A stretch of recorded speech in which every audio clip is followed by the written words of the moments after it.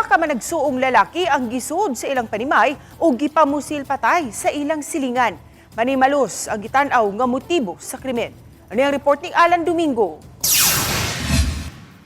Dili madawat sa asawa ang hitabo si ihambanang si Romel Fernandez, 36 anyos, 15, giapil sa pagpusil nga misangpot sa kamatayon.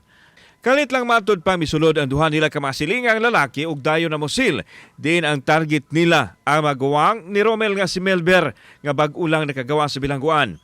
Una na posilan ang maguwang nga si Melber ug diha nakita sa manghod ang nahitabo sa maguwang mitabang unta kini apan giapil na hinuon siya sa pagpusil. Ano ako para sa silang gipusil? Pila ka igo ang pares? Duha. Diri sa nangog sa tiyan.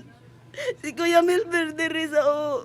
Diri sulod sa panimay sa duha ka mga biktima ni hitabong krimen December 25 alas 7 sa buntag Pasko. Diin ang usa kanila diri giberahan sa mga suspitsado. Panawagan karon sa pamilya nga unta hingpit nila nga makuha ang hustisya sa nahitabo sa ilahang mga mahal sa kinabuhi. Parihong namatay ang managsuong biktima. Mas dubling sakit ang gibati sa inahan sa mga biktima kay gawas nga Pasko nahitabo ang krimen. Birthday usab niya ug maumatod pa kini. Pila ka tuig na kong sakripisyo anang Melber, ma'am. Magpapadlong man to na siya, ma'am, pero wadyo na katilaw og tungo na ko nga gusto kong mamatay siya, ma'am. So pinangga Pinangga gid na ko siya bisag padlongon na si Melber. Ang anak ni Melber nga si Aya dili tinuod nga ngalan, pipila lang ka adlaw nga nakauban ay amahan, human sa 18 ka tuig apan naputol tungod sa kamatayon niini. Mismo bawo natato siya nako kay sa pila ka tuig wala mi kakuyog. Karon na tad siya makabawi niya gikuha na siya. Matud sa pamilya sa mga biktima nga nagtuo silang panimalos ang gihimo sa duha ka mga suspek.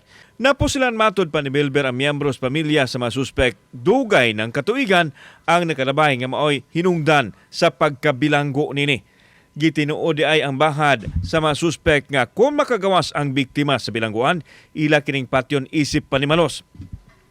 Si Bruno, dili tinuod nga ngalan ang itumbok nga gunman ang nadakpan sa kapulisan. Dahil tama ko siya kasi magibuhat. Di ka na ayaw magibuhat. Wala sala ako, Paris. Wala na sala ka ng imong giapil. Misuway matod pa pag-ikyas ang mga suspek apan nadakpan ang usa kanila. Sudod lang sa 4 ka oras, mitugan kini sa krimen ug mitugan nga panimalos ang motibo sa ilang gihimo. O sa imong sala? Ang murder. Namusil ka? Oo. Kinsa imong gipangpusil? Si Kan Minwer. Ang awang pagbawas lang. Kasama na naitabo ng Duga na yun. Gidayeng ni Police Colonel George Ilanan ang OIC sa Cebu City Police Office ang paspas nga pagkasulbad sa kaso. Our goal really is to lower crimes. But, sa ako pang nasulti previously, nagyoy mga instances, mga isolated incidents nga makalusot yun ang kriminal. What we are just showing you is that if you commit a crime in Cebu City, 100% sure you will be arrested. Kauban si Clover Lumayag, ako si Alan Domingo. Balitang Bisdak.